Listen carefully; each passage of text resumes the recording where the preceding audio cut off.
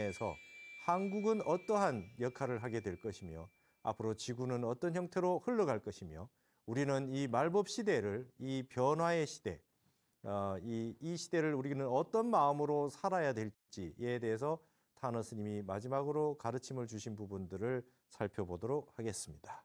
여러분, 오늘 7월 30일 새벽 독일 하이델베르크 대학의 한 교수가 충격적인 논문을 발표했습니다. 타너 스님 제자의 42년 침묵이 깨진 순간 나는 독일 통일학 이론을 완전히 수정했다. 8월 15일 한국의 국민 임명식은 인류 정치사를 완전히 바꿀 것이다. 도대체 무슨 일이 있었던 걸까요? 좋아요, 구독 눌러주시면 더 좋은 영상을 만드는데 큰 힘이 됩니다. 안녕하세요. 저는 울리히 슈미트입니다. 독일 하이델베르크 대학에서 32년간 동아시아 정치학을 가르쳐 왔습니다. 특히 독일 통일과 한반도 분단 문제를 비교 연구하는 것이 제 평생의 연구 주제였죠. 저는 지금까지 독일의 통일 방식이 세계에서 가장 성공적인 모델이라고 확신해 왔습니다. 1989년 베를린 장벽이 무너지고 1990년 동서독이 하나가 된 그 과정. 그것이야말로 인류 역사상 가장 완벽한 평화 통일이라고 생각했거든요. 그래서 한국의 분단 상황을 볼 때마다 이렇게 생각했습니다. 한국도 결국 독일 방식을 따라해야 할 것이다. 경제력으로 흡수하는 방식 말이야. 제가 얼마나 오만했는지 지금 생각하면 정말 부끄럽습니다. 2024년 가을, 저는 한국의 통일 정책을 연구하기 위해 서울대학교에 1년간 교환 교수로 왔습니다. 한국의 통일 정책이 왜 이렇게 더딘지, 독일식 접근법을 왜 받아들이지 않는지를 분석하려고 했죠. 그런데 지난 7월 28일, 제 인생을 완전히 바꿔놓을 만남이 있었습니다. 서울 인사동의 한 작은 찻집에서 우연히 만난 78세의 한 스님과의 만남이었어요. 그분이 바로 원각 스님이셨습니다. 타너 스님의 마지막 제자이신 분이었죠. 처음에는 그냥 평범한 대화였습니다. 스님께서 완벽한 독일어로 말을 거시더라고요. 교수님은 독일에서 오셨군요. 한국의 통일 문제를 연구하러 오신 건가요? 저는 깜짝 놀랐습니다. 이런 동네 찻집에서 독일어를 이렇게 유창하게 하시는 스님을 만날 줄이야. 네, 맞습니다. 그런데 스님께서는 어떻게 독일어를?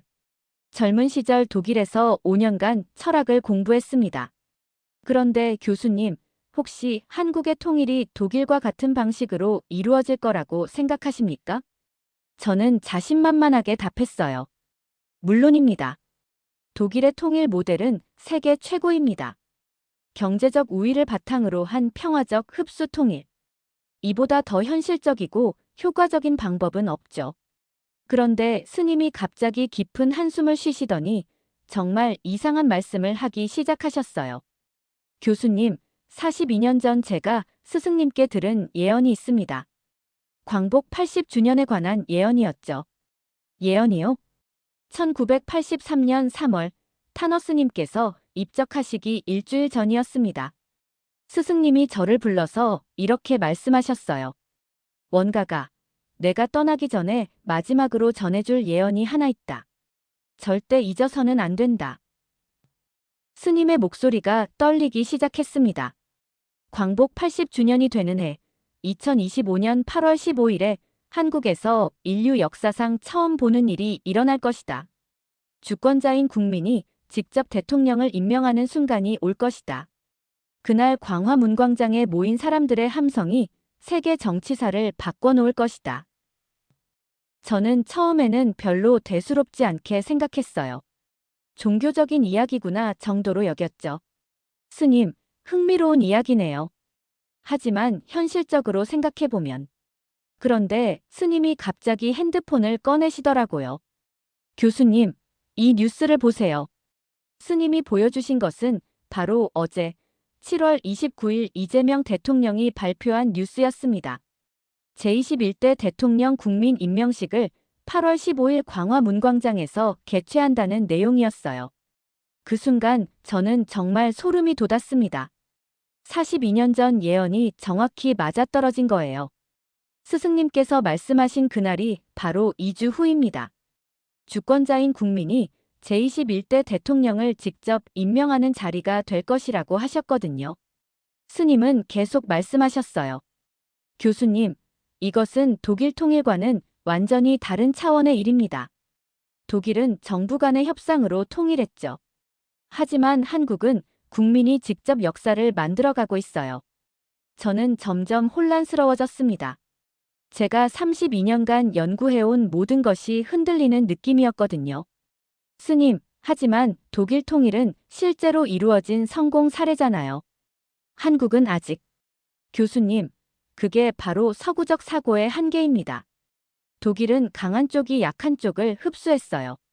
하지만 한국이 추구하는 것은 흡수가 아니라 포용입니다. 스님의 말씀을 들으면서 저는 뭔가 다른 세계를 보는 것 같았어요. 타너스님께서 42년 전에 이렇게 말씀하셨어요. 독일의 통일은 머리로 하는 통일이고 한국의 통일은 마음으로 하는 통일이다. 마음으로 하는 통일이야말로 진정한 통일이다. 그 말을 들은 순간 저는 정말 충격을 받았습니다. 제가 지금까지 얼마나 피상적으로 통일 문제를 바라봤는지 깨달았거든요. 그리고 스승님께서 가장 중요하게 말씀하신 것이 있어요. 8월 15일 이후 한국은 세계에 새로운 정치 모델을 제시할 것이다. 국민이 주인인 진정한 민주주의 말이다. 저는 더 이상 말할 수가 없었어요. 32년간 독일의 우월성을 믿어왔던 제 자신이 너무 부끄러웠거든요. 스님, 그럼 앞으로 어떤 일들이 일어날까요? 교수님, 이제 시작일 뿐입니다. 8월 15일은 새로운 세계의 문이 열리는 날이에요. 그날 밤 저는 호텔로 돌아와서 한잠도 잘 수 없었습니다. 42년 전 타너스님의 예언이 현실이 되고 있다는 사실이 너무 충격적이었거든요. 그리고 다음 날 7월 30일 오늘 저는 결심했습니다. 제가 32년간 해온 독일 통일 연구를 완전히 다시 시작하기로 말이에요. 이제는 한국에서 배워야 할 때라는 것을 깨달았거든요. 저는 1989년 11월 9일을 평생 잊을 수 없습니다. 베를린 장벽이 무너진 그날 밤, 저는 29살의 젊은 대학원생이었어요. 하이델베르크 대학에서 정치학 석사 과정을 밟고 있었죠. 텔레비전에서 베를린 시민들이 망치와 곡괭이로 장벽을 부수는 모습을 보면서 저는 정말 가슴이 뛰었습니다. 우리 독일인들이 해낸 거야. 우리가 세계 최초로 평화적 통일을 이뤄낸 거야. 그때 제 지도 교수였던 한스 교수님이 이렇게 말씀하셨어요. 울리히, 자네가 목격하고 있는 것은 인류 정치사의 새로운 장이네. 앞으로 세계 어느 분단 국가든 우리 독일의 모델을 따라할 수밖에 없을 걸세. 저도 완전히 동감했습니다.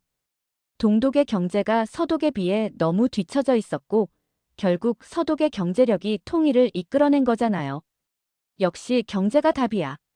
돈이 모든 걸 해결하는구나. 1990년 10월 3일 공식적으로 독일 통일이 완성됐을 때 저는 정말 자랑스러웠어요. 전 세계 언론들이 독일의 기적이라고 보도했거든요. 그해 겨울, 저는 처음으로 한국에 대해 관심을 갖기 시작했습니다. 같은 분단 국가인데 왜 통일을 못하고 있을까 궁금했거든요. 당시 한국은 1988년 서울올림픽을 성공적으로 치렀지만 여전히 개발도상국 정도로만 여겨졌어요. 특히 북한과의 대립이 너무 심각해 보였고요. 저는 그때 이렇게 생각했습니다. 한국도 결국 우리 독일처럼 해야 할 텐데. 남한이 경제적으로 북한을 압도하면 자연스럽게 흡수 통일이 될 거야. 1993년 제가 박사 논문 주제로 독일 통일 모델의 세계적 적용 가능성을 선택했을 때도 마찬가지였어요. 한국을 주요 사례로 다뤘는데 결론은 뻔했죠. 한반도 통일의 성공 여부는 남한이 얼마나 빨리 북한과의 경제적 격차를 벌리느냐에 달려있다. 독일의 서독처럼 압도적 경제력을 갖추면 평화적 흡수 통일이 가능할 것이다. 정말 오만했죠.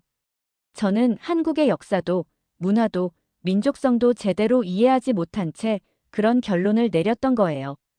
1994년 제가 처음으로 한국을 방문했을 때도 마찬가지였어요. 김영삼 정부 시절이었는데 한국의 급속한 경제 발전에는 놀랐지만 여전히 독일을 따라하면 된다는 생각에서 벗어나지 못했어요. 그때 만난 서울대 교수님들과 대화할 때도 저는 이렇게 말했거든요. 한국도 독일처럼 경제적 우위를 바탕으로 접근하시면 됩니다. 북한이 경제적으로 무너지기를 기다리는 거죠. 독일의 동독처럼 말이에요. 그런데 한국 교수님들의 반응이 좀 이상했어요. 제 말에 동조하기보다는 뭔가 석연치 않은 표정을 지으시더라고요. 한 교수님이 이렇게 말씀하셨어요. 슈미트 교수님, 독일과 한국은 상황이 좀 다릅니다. 우리는 같은 민족이에요. 형제를 흡수한다는 개념 자체가 맞지 않아요. 저는 그때 속으로 생각했어요. 역시 감정적이네. 현실을 직시하지 못하고 있어. 1997년 외환위기 때도 마찬가지였어요. 한국이 경제적으로 어려워지자 저는 더욱 확신했죠. 봐라, 한국이 경제적으로 불안정하니까 통일은 더욱 요원해졌잖아. 역시 독일처럼 경제를 먼저 안정시켜야 해. 2000년 김대중, 김정일 정상회담이 열렸을 때도 저는 회의적이었어요. 정상회담으로 뭐가 달라지겠어? 결국 경제가 답이야. 북한이 경제적으로 항복할 때까지 기다리는 수밖에 없어. 정말 부끄럽습니다. 저는 30년 넘게 한국을 연구하면서도 정작 한국인들의 마음은 전혀 이해하지 못했던 거예요. 독일식 통일이 최고라는 오만함에 빠져서 한국만의 독특한 접근법을 무시해왔던 거죠. 그런 제가 어제 원각 스님을 만나고 나서야 깨달았습니다. 제가 얼마나 피상적이고 오만한 시각으로 한국을 바라봤는지를요. 타너스님의 42년 전 예언이 현실이 되는 것을 보면서 저는 처음으로 생각했어요. 혹시 내가 30년 넘게 틀렸던 건 아닐까? 한국에는 독일과는 완전히 다른 차원의 지혜가 있는 건 아닐까? 그렇게 저의 오만함이 깨지기 시작했습니다. 2018년 2월, 저는 평창 동계올림픽을 취재하기 위해 한국에 왔습니다. 사실 순수하게 올림픽만 보러 온 건 아니었어요. 당시 북핵 위기가 최고조에 달했을 때라서 한국이 어떻게 이 위기를 관리하는지 연구하려는 목적이 더 컸죠. 솔직히 말하면 저는 평창 올림픽이 실패할 거라고 예상했어요. 북한의 위협이 계속되는 상황에서 성공적인 올림픽이 가능할까 의심스러웠거든요. 독일에서 출발하기 전에 동료 교수들과 이런 대화를 나눴어요. 울리, 이번에 한국 가서 뭘 보고 올 거야? 분단 국가의 한계를 직접 확인하고 올 예정이야. 아무리 경제가 발전해도 분단 상황에서는 독일 같은 안정감을 가질 수 없다는 걸 증명하려고. 정말 오만했죠. 제가 한국에 가서 실패 사례를 찾으려 했던 거예요. 그런데 2월 9일 개막식 날, 저는 정말 충격을 받았습니다. 남북한 선수단이 한반도기를 들고 함께 입장하는 모습을 보는 순간, 저는 말문이 막혔어요. 저는 독일 통일 과정을 수없이 연구해왔지만 이런 장면은 본 적이 없었거든요. 동서독이 통일되기 전까지 우리는 한 번도 올림픽에서 함께 행진한 적이 없었어요. 더 놀라운 건 관중들의 반응이었어요. 남한 사람들이 북한 응원단을 보며 눈물을 흘리는 모습. 그리고 북한 응원단도 남한 선수들에게 박수를 보내는 모습. 저는 옆에 앉은 미국 기자에게 물어봤어요. 이게 정말 가능한 일인가요? 분단 국가에서 이런 일이? 그 기자가 대답했어요. 교수님, 이게 바로 한국입니다. 이들에게는 뭔가 특별한 게 있어요. 경기 기간 중에 더욱 놀라운 일들이 계속 벌어졌어요. 여자 아이스하키에서 남북 단일팀이 출전했을 때 저는 정말 소름이 돋았거든요. 비록 경기 결과는 좋지 않았지만 남북한 선수들이 서로를 격려하고 포옹하는 모습, 그리고 관중들이 우리는 하나다라고 외치는 모습. 저는 그날 밤 호텔방에서 혼자 생각했어요. 이상하다. 독일에서는 이런 일이 없었는데. 동서독은 통일되기 전까지 서로를 적으로만 여겼어. 하지만 한국은 다르네. 더욱 충격적인 건 김여정 부부장과 문재인 대통령이 함께 경기를 관람하는 모습이었어요. 분단 70년 만에 북한 최고 지도부가 남한에 와서 대통령과 나란히 앉아 있다니. 저는 그때 처음으로 의문을 품기 시작했어요. 혹시 한국의 접근법이 독일과는 근본적으로 다른 건 아닐까? 경제적 흡수가 아니라 다른 방법이 있는 건 아닐까? 평창을 떠나기 전 마지막 날, 저는 강릉에서 흥미로운 장면을 목격했습니다. 한 할머니가 북한 응원단을 보며 눈물을 흘리고 계셨어요. 저는 용기를 내서 그 할머니께 다가가 물어봤어요. 할머니, 왜 우시는 거예요? 아이고, 저 아이들이 우리 조카들 같아서 그래요. 이산 가족이거든요. 북에 있는 조카들이 저렇게 예쁠 텐데. 그 말을 들은 순간, 저는 정말 큰 깨달음을 얻었어요. 아, 이게 바로 차이구나. 독일은 이념의 통일이었지만 한국은 가족의 재결합이구나. 독일의 동서독은 같은 민족이지만 45년간 분단되면서 서로를 남처럼 여기게 됐어요. 하지만 한국은 70년이 지나도 여전히 가족이라는 개념을 놓지 않고 있었던 거죠. 독일로 돌아가서 동료들에게 평창 경험을 이야기했을 때 반응이 시큰둥했어요. 울리, 그건 그냥 쇼야. 정치적 제스처일 뿐이지 실질적인 통일과는 거리가 멀어. 감정적 접근법으로는 현실적인 문제를 해결할 수 없어. 결국 경제가 답이야. 하지만 저는 뭔가 다른 걸 느꼈어요. 평창에서 본 그 눈물들, 그 포옹들, 그 환호성들. 그게 단순한 정치적 쇼는 아니었거든요. 2018년 4월 27일 판문점에서 문재인, 김정은 정상회담이 열렸을 때 저는 독일에서 생중계를 지켜봤어요. 김정은이 군사분 계선을 넘어오는 순간, 그리고 문재인 대통령이 손을 잡고 북쪽으로 발을 내딛는 순간, 저는 전율했어요. 이런 장면이 가능하다고. 분단선에서 두 정상이 손을 잡고 웃는다고. 독일의 베를린 장벽에서는 상상도 할 수 없는 일이었어요. 우리는 장벽이 무너진 후에야 만날 수 있었거든요.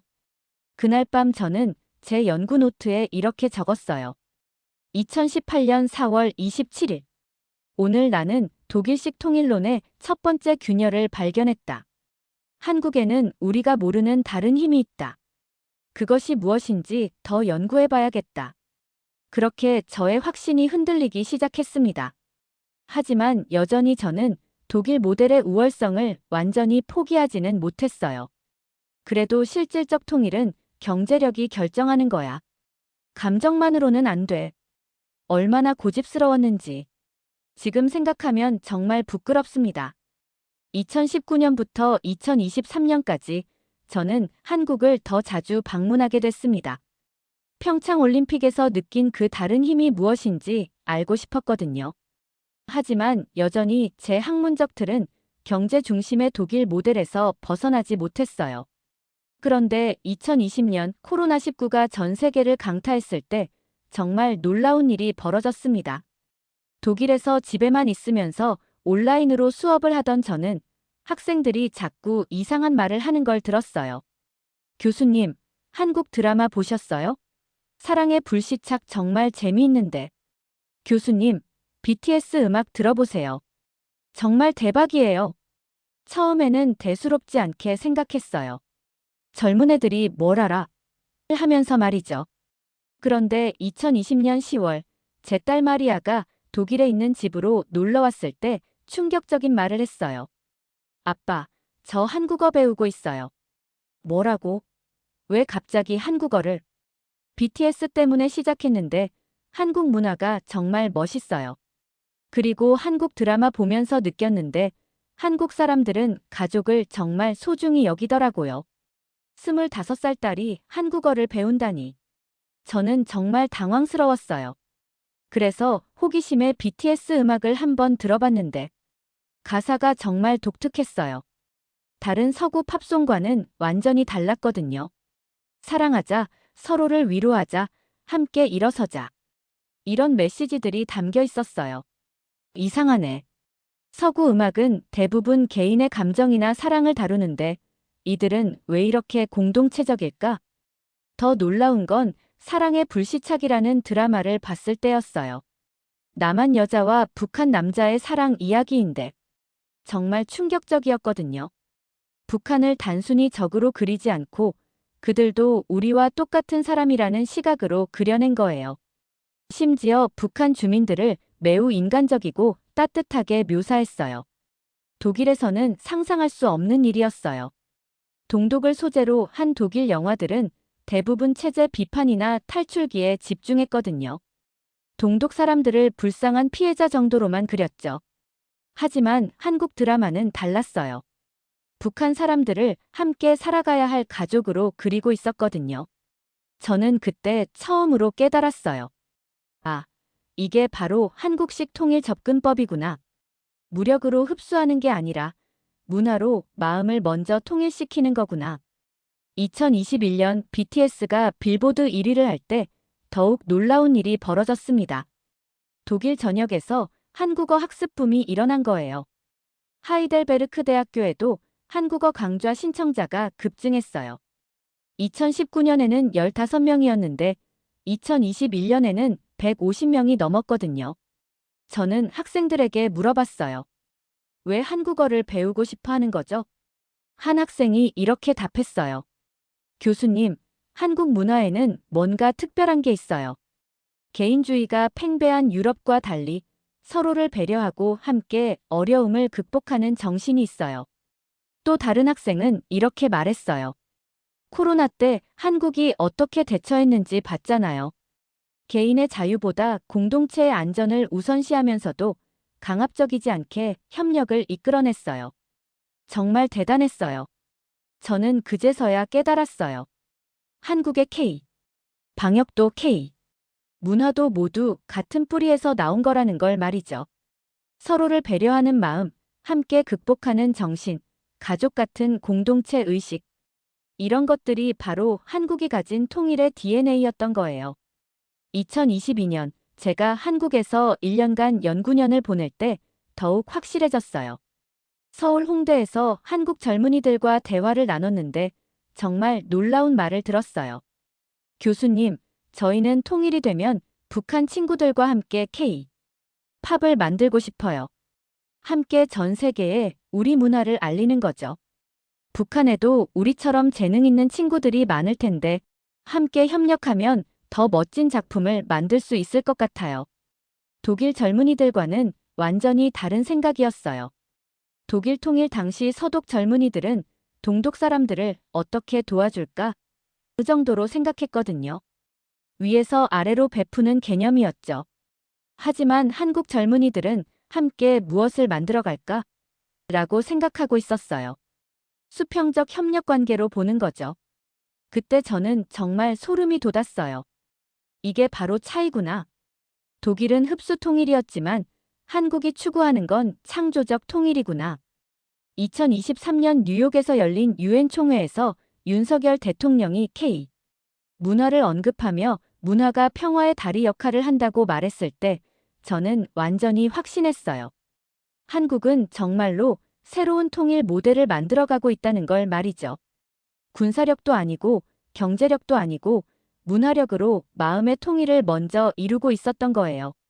그리고 그 문화력이 북한뿐만 아니라 전 세계 사람들의 마음까지 움직이고 있었고요.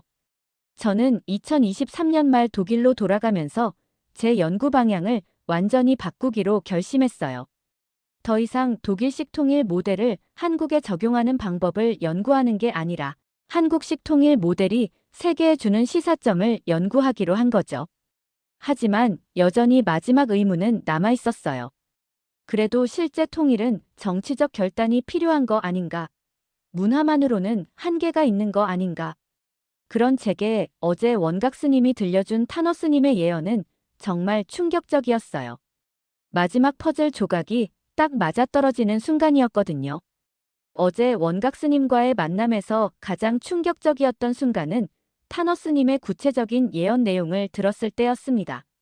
원각 스님이 42년간 비밀로 간직해온 그 예언의 전문을 들려주셨거든요. 교수님, 이제 때가 됐으니 스승님의 예언을 모두 말씀드리겠습니다.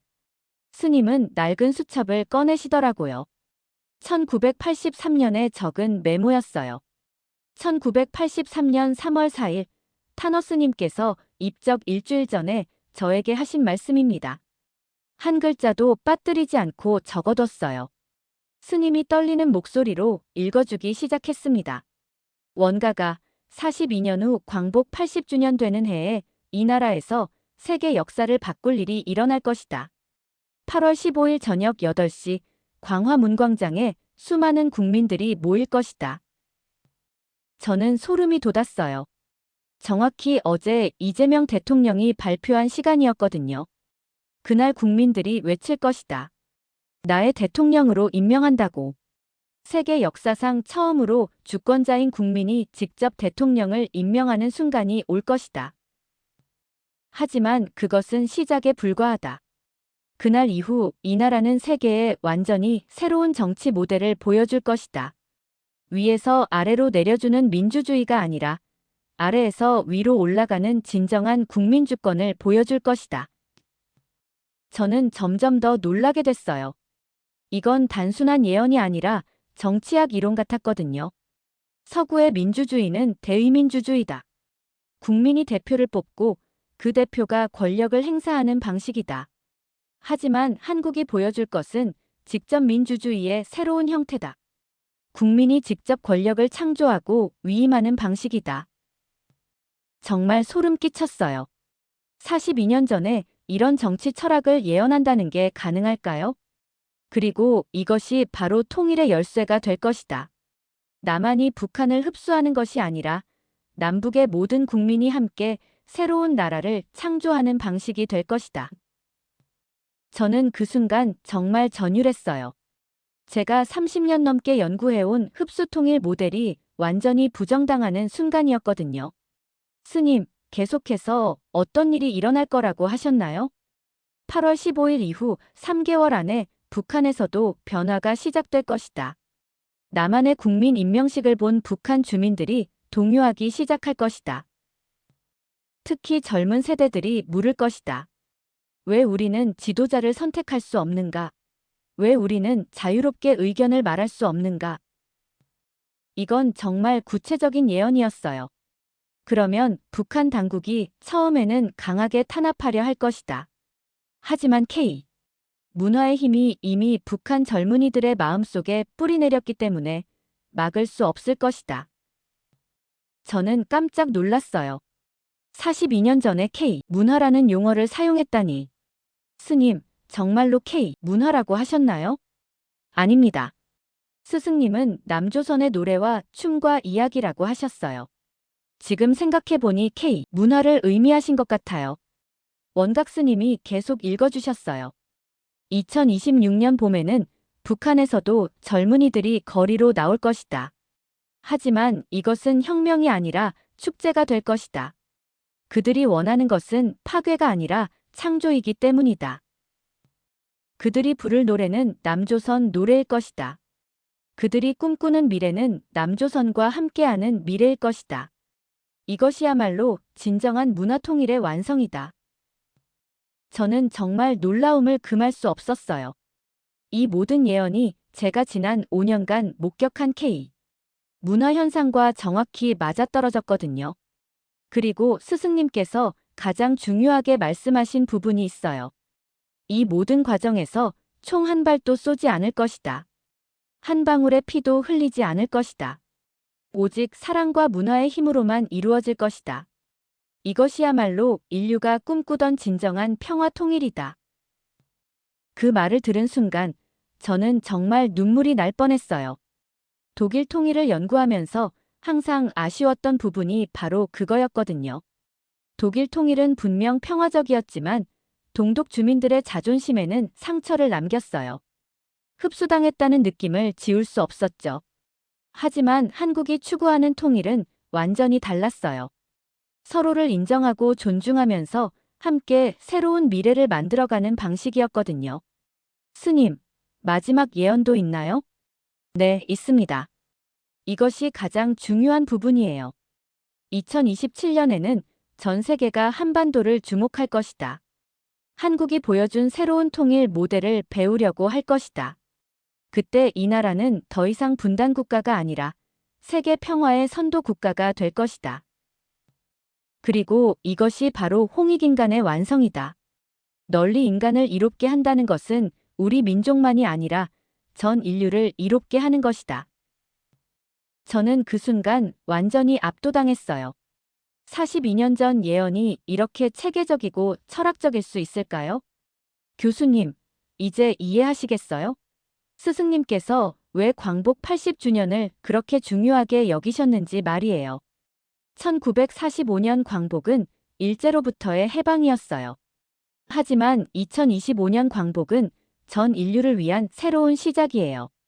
저는 그날 밤 잠을 이룰 수 없었습니다. 타너스님의 예언이 머릿속에서 맴돌았거든요. 그리고 깨달았어요. 제가 32년간 연구해온 것은 과거의 통일 모델이었다는 걸 말이죠. 한국이 보여주려는 것은 미래의 통일 모델이었던 거예요. 타너스님의 예언을 들은 후 저는 밤새 제 연구 자료들을 다시 펼쳐놓고 생각에 잠겼습니다. 32년간 써온 논문들, 독일 통일 과정을 분석한 수백 페이지의 자료들. 그런데 이상했어요. 지금까지 자랑스럽게 여겼던 모든 것들이 갑자기 초라해 보이기 시작했거든요. 독일 통일의 핵심은 간단했어요. 경제적 우위를 바탕으로 한 흡수 통일. 서독이 동독보다 압도적으로 잘 살았고 동독 경제가 무너지자 자연스럽게 서독에 편입된 거죠. 우리는 이것을 성공이라고 불렀어요. 총 한 발 쏘지 않고 평화적으로 통일했으니까요. 하지만 진짜 성공이었을까요? 저는 그동안 외면해왔던 불편한 진실들을 하나씩 떠올려 봤어요.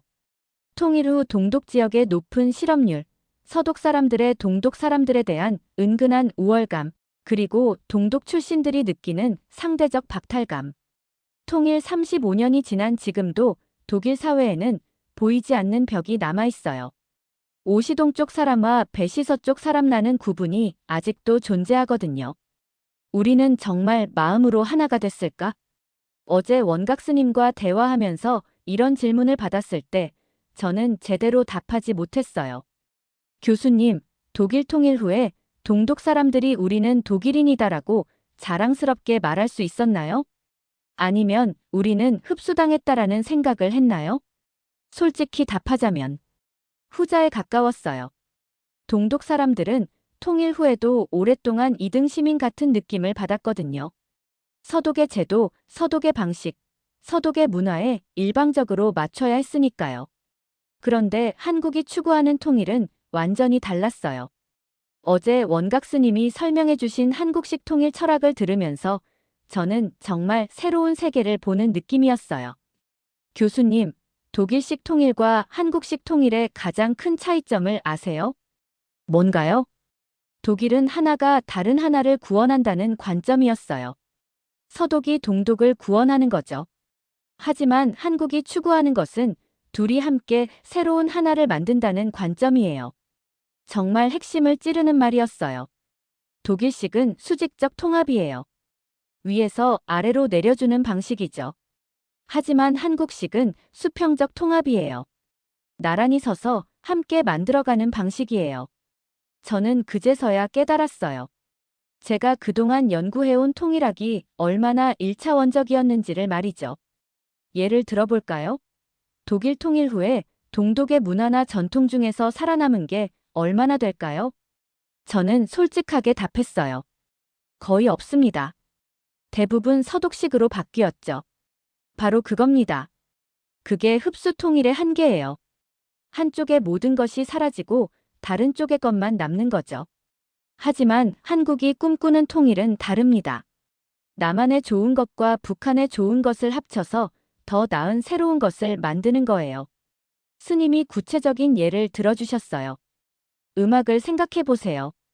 남한의 K, 팝과 북한의 전통 음악이 만나면 어떤 새로운 장르가 나올까요? 아마 세계가 한 번도 들어보지 못한 놀라운 음악이 탄생할 거예요. 스포츠도 마찬가지예요. 남한의 자유로운 창의성과 북한의 체계적인 훈련 방식이 결합되면 올림픽에서 무시무시한 성과를 낼 수 있을 거예요. 저는 정말 감탄했어요. 이런 관점은 독일 통일학에서는 상상도 할 수 없는 것이었거든요. 그리고 가장 중요한 건 사람이에요. 독일 통일에서는 동독 사람들이 서독 사회에 적응해야 했어요. 하지만 한국식 통일에서는 남북한 사람들이 함께 새로운 사회를 만들어가는 거예요. 북한 사람들이 우리는 해방됐다가 아니라 우리는 창조자가 됐다라고 느끼게 하는 거죠. 그 말을 들으니 정말 가슴이 뛰었어요. 저는 그동안 통일을 문제 해결로만 생각했어요. 분단이라는 문제를 해결하는 것 정도로 말이죠. 하지만 한국이 보는 통일은 새로운 창조였어요. 더 나은 미래를 함께 만들어가는 과정이었던 거죠. 교수님, 8월 15일 국민 임명식도 마찬가지예요. 이건 단순히 대통령을 뽑는 게 아니라 국민이 직접 새로운 정치 시스템을 창조하는 거예요. 북한 주민들이 이 장면을 보면 어떤 생각을 할까요? 저들은 자유롭게 지도자를 선택하는구나가 아니라 저들은 함께 새로운 나라를 만들어가는구나라고 생각할 거예요. 그리고 우리도 함께 참여하고 싶다라는 마음이 생길 거예요. 이게 바로 통일의 시작이에요. 저는 완전히 압도당했어요. 이런 통일 철학은 서구 정치학 어디에서도 배운 적이 없었거든요. 스님, 그럼 독일 모델은 완전히 틀린 건가요? 틀린 게 아니라 시대가 다른 거예요. 20세기식 통일과 21세기식 통일의 차이죠. 20세기는 경쟁과 지배의 시대였어요. 강한 자가 약한 자를 흡수하는 것이 당연했죠. 하지만 21세기는 협력과 창조의 시대예요. 함께 만들어가는 것이 더 가치 있는 거죠. 독일이 보여준 것은 20세기 통일의 모범 답안이었어요. 하지만 한국이 보여줄 것은 21세기 통일의 새로운 패러다임이에요. 그날 밤 저는 정말 새로운 사람이 된 기분이었어요. 32년간 제가 쌓아온 모든 지식이 한순간에 재구성되는 느낌이었거든요. 독일 통일은 더 이상 최고의 모델이 아니었어요. 그저 과거의 한 사례일 뿐이었죠. 진짜 미래는 한국에서 시작되고 있었던 거예요. 어젯밤 저는 독일로 긴급 국제전화를 걸었습니다. 하이델베르크 대학교 정치학과 학과장인 제 동료 베르너 교수에게 말이에요. 베르너, 나는 지금 한국에서 인류 정치사가 바뀌는 순간을 목격하고 있다. 울리, 무슨 소리야? 새벽 2시에 전화해서 갑자기. 들어봐. 8월 15일에 한국에서 일어날 일을 알면 너도 충격받을 거야. 저는 타너스님의 예언과 국민 임명식에 대해 설명했어요. 처음에는 반신반의하던 베르너 교수도 점점 진지해지더라고요. 정말로 국민이 직접 대통령을 임명한다고? 그래. 그런데 이게 끝이 아니야. 이것은 전 세계 정치학계에 핵폭탄급 충격을 줄 거야. 저는 밤새 생각한 내용들을 정리해서 베르너 교수에게 설명했어요. 지금까지 서구 정치학의 기본 전제는 대의민주주의가 최선이라는 거였잖아. 국민이 대표를 뽑고 그 대표가 권력을 행사하는 시스템 말이야. 맞아. 그게 현실적으로 가장 합리적인 방법이라고 생각했지. 하지만 한국이 보여주려는 건 완전히 다른 차원이야. 국민이 직접 권력을 창조하고 위임하는 새로운 형태의 민주주의야. 베르너 교수가 조심스럽게 물어봤어요. 그게 정말 가능한 일일까? 이론적으로는 흥미롭지만 현실적으로는. 바로 그 현실적으로는이라는 고정관념을 깨뜨리는 거야. 한국이 K. 방역으로 전 세계를 놀라게 했잖아. 이번엔 K. 민주주의로 또 한 번 세계를 뒤흔들 거야. 그 순간 저는 확신했어요. 8월 15일 이후 세계 정치학계가 어떻게 변할지를 말이죠. 첫 번째로 하버드 대학교 케네디 스쿨에서 난리가 날 거예요. 미국 정치학의 거두들이 긴급회의를 소집할 겁니다. 이것이 진정한 민주주의인가? 라는 주제로 말이죠. 특히 프랜시스 후쿠야마 같은 석학들이 충격을 받을 거예요. 그동안 자유민주주의가 역사의 종착점이라고 주장해왔는데 한국이 더 진화된 형태를 보여주는 거니까요. 두 번째로 영국 옥스포드 대학교에서도 특별 세미나가 열릴 겁니다. 한국식 직접 민주주의가 웨스트민스터 시스템을 대체할 수 있는가? 라는 제목으로요. 영국은 대의민주주의의 원조국이잖아요. 그런데 한국이 완전히 새로운 모델을 제시하면 영국 정치학자들도 재검토할 수밖에 없을 거예요. 세 번째로, 프랑스 소르본 대학교에서는 더욱 흥미로운 논쟁이 벌어질 겁니다. 프랑스 혁명 이후 국민주권을 가장 중요시해온 나라가 프랑스잖아요. 그런데 한국이 보여주는 국민주권의 수준은 프랑스도 경험해보지 못한 차원일 거예요. 프랑스 정치학자들이 이렇게 말할 거예요. 우리가 200년 넘게 추구해온 진정한 국민주권을 한국이 현실에서 구현하고 있다. 네 번째로, 중국과 러시아의 반응이 정말 흥미로울 거예요. 중국 공산당 이론가들은 처음에는 서구식 민주주의의 변형일 뿐이라고 폄하하려 할 겁니다. 하지만 점점 더 많은 중국 젊은이들이 한국식 모델에 관심을 보이기 시작할 거예요. 러시아도 마찬가지예요. 푸틴 정부는 경계할 테지만 러시아 지식인들은 진정한 민주주의의 새로운 가능성으로 주목할 거예요. 다섯 번째로, 독일에서는 완전한 패러다임 전환이 일어날 겁니다. 저처럼 독일 통일을 연구해온 학자들이 모두 충격을 받을 거예요. 그동안 독일 모델이 최고라고 생각했는데 한국이 훨씬 진화된 형태를 보여주는 거니까요. 베를린 자유대학교에서는 아마 한국학과 신설을 논의할 겁니다. 독일 학생들이 한국의 정치 모델을 배우려고 몰려들 테니까요. 하지만 가장 중요한 변화는 따로 있어요. 전 세계 젊은 정치학도들이 한국을 바라보는 시각이 완전히 바뀔 거라는 점이에요. 지금까지는 정치학을 배우려면 미국이나 유럽에 가야 한다고 생각했잖아요. 하지만 8월 15일 이후에는 21세기 정치학을 배우려면 한국에 가야 한다고 생각하게 될 거예요. 실제로 제가 하이델베르크 대학교 학생들과 화상 통화를 했을 때 벌써 이런 반응들이 나오고 있어요. 교수님, 내년에 한국으로 교환학생 가고 싶어요. 한국의 정치 시스템을 직접 공부해보고 싶어요. 독일도 한국식 모델을 도입할 수 있을까요? 저는 이런 변화가 단순한 유행이 아니라는 걸 알아요. 진짜 패러다임 전환이거든요. 20세기 정치학이 어떻게 권력을 효율적으로 관리할 것인가에 집중했다면 21세기 정치학은 어떻게 국민이 직접 권력을 창조할 것인가에 집중하게 될 거예요. 그리고 그 답을 한국이 제시하고 있는 거죠. 어제 베르너 교수와의 통화 마지막에 그가 이런 말을 했어요. 울리히, 내 말이 맞다면 우리는 정말 역사적 순간을 목격하는 거네. 그래. 그리고 나는 그 순간을 독일 정치학계에 정확히 전달할 의무가 있어. 저는 8월 15일 국민 임명식을 직접 참관한 후 독일로 돌아가서 긴급 학술대회를 소집할 예정이에요. 제목은 한국식 민주주의 21세기 정치학의 새로운 패러다임입니다. 독일뿐만 아니라 전 유럽의 정치학자들을 초청해서 한국이 보여준 새로운 가능성을 논의할 거예요. 그리고 확신해요. 그 학술 대회가 끝난 후 유럽 전체의 정치학 커리큘럼이 바뀔 거라는 걸 말이죠. 더 이상 미국과 유럽만 바라보는 게 아니라 한국을 새로운 중심으로 하는 정치학이 시작될 거예요. 정말 흥미진진한 시대가 오고 있습니다. 오늘 아침 저는 하이델베르크 대학교 총장에게 공식 서한을 보냈습니다. 제목은 한국학과 신설 및 독일, 한국 정치학 교류 프로그램 긴급 제안서였어요. 32년간 독일 통일학의 권위자로 인정받아온 제가 이제는 한국에서 배워야 한다고 공식적으로 인정한 거죠.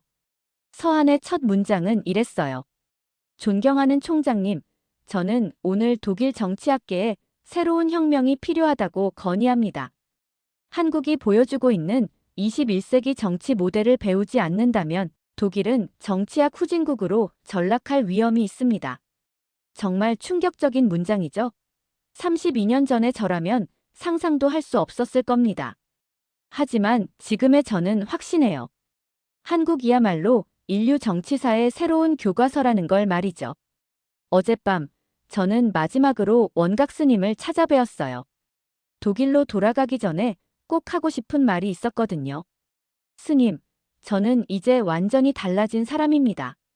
32년간 독일의 우월성을 믿어왔던 제가 이제는 한국의 위대함을 전 세계에 알리고 싶어요. 스님은 따뜻한 미소를 지으시며 말씀하셨어요.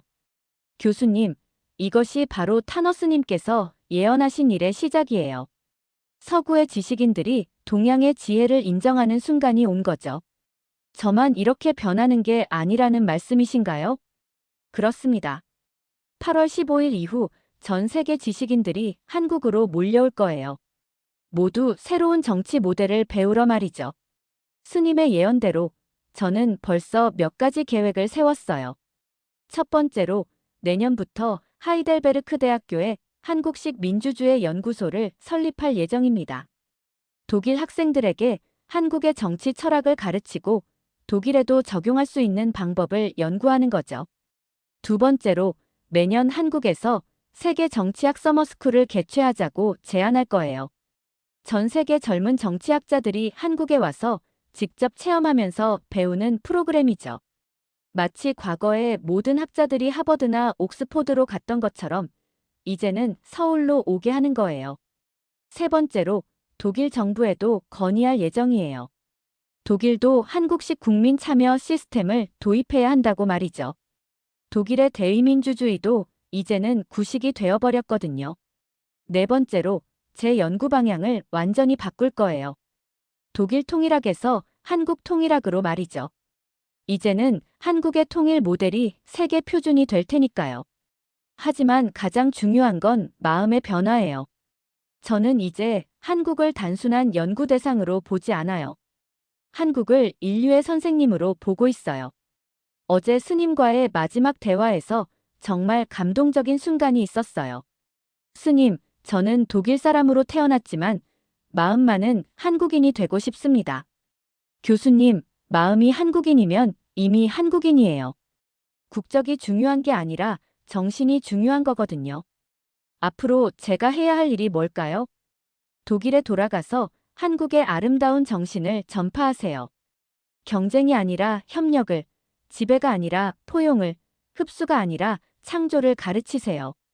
저는 그 말씀을 들으며 눈물이 났어요.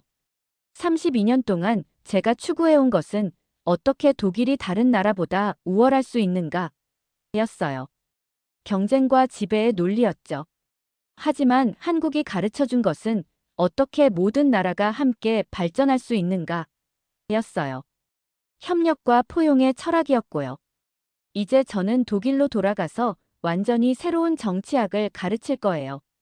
한국으로부터 배우는 21세기 정치학이라는 강의를 신설할 예정이고요. 첫 번째 강의 제목은 왜 우리는 한국에서 배워야 하는가? 입니다. 강의 내용을 미리 정리해봤어요. 여러분, 20세기는 서구가 세계를 가르치는 시대였습니다.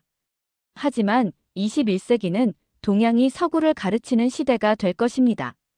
그리고 그 중심에 한국이 있습니다. 한국이 보여주는 것은 단순한 정치 제도가 아닙니다. 새로운 인류 문명의 비전입니다.